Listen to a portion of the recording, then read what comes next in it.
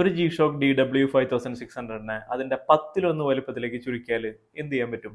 അതൊരു റിംഗ് ആയിട്ട് ഉപയോഗിക്കാം. അതാണ് G-Shock Nano. കാസിയോ CRW001 തുടങ്ങി വെച്ച പുതിയ സെഗ്മെന്റ് എന്ന് വേണമെങ്കിലും പറയാം. മോതിരം പോലെ മറ്റൊരു G-Shock. CRW001 ശരിക്കും ഒരു റിംഗ് ആയിരുന്നു. വാട്ടർ റെസിസ്റ്റൻസിന്റെ കാര്യത്തിലായാലും അതിന്റെ കൺസ്ട്രക്ഷന്റെ കാര്യത്തിലായാലും വാച്ചുമായിട്ട് അതിന് ഒരുപാട് വ്യത്യാസങ്ങളുണ്ട്. പക്ഷേ G-Shock Nano എല്ലാ അർത്ഥത്തിലും ഒരു ചെറുതാക്കപ്പെട്ട G-Shock ആണ്. ഇതിൽ 200 മീറ്റർ വാട്ടർ റെസിസ്റ്റൻസ് ഉണ്ട്. പ്രോപ്പർ ഷോക്ക് റെസിസ്റ്റന്റ് കൺസ്ട്രക്ഷൻ ആണ്. സ്ട്രാപ്പും ബക്കിളും എല്ലാം ഉണ്ട്. Mineral glass, resin case, battery replace ചെയ്യാനായിട്ട് സാധാരണ പോലെ റിമൂവ് ചെയ്യാവുന്ന metal back plate, proper nano size G-Shock. ഇതൊരു 20 mm ആണ്. ലെഗ് ടു ലെഗ് 23 mm ആണ്. 7.5 mm ആണ് തിക്നെസ്. 6 ഗ്രാം മാത്രമേ ഭാരമുള്ളൂ. ഫീച്ചേഴ്സിലും കുറവില്ല. Dual time stop watch, time flash, LED back light എല്ലാം ഉണ്ട്. 12 hour 24 hour format time, day, date, month, PM എല്ലാം display ചെയ്യും. ഒരു സ്പെഷ്യൽ ബോക്സിലാണ് ഇത് വരുന്നത്. ഒരു G-ഷേപ്പ് സിലിക്കൺ സ്റ്റാൻഡ് ഇതിലുണ്ട്. ബയോറസിനാണ് ഉപയോഗിച്ചിരിക്കുന്നത്. സ്ട്രാപ്പ് ആയതുകൊണ്ട് ഓരോരുത്തർക്കും പാകമാകുന്ന വിധത്തിൽ ഇത് അഡ്ജസ്റ്റ് ചെയ്യാൻ പറ്റും. ഇപ്പോൾ ഇന്റർനാഷണൽ മാർക്കറ്റിലാണ് ഇത് അവൈലബിൾ ആയിട്ടുള്ളത്. ഇന്ത്യയിൽ ഇതുവരെ അവൈലബിൾ ആയിട്ടില്ല. എന്നാലും CRW001 ഇന്ത്യയിൽ വന്ന സ്ഥിതിക്ക് ഈ ഒരു വാച്ചും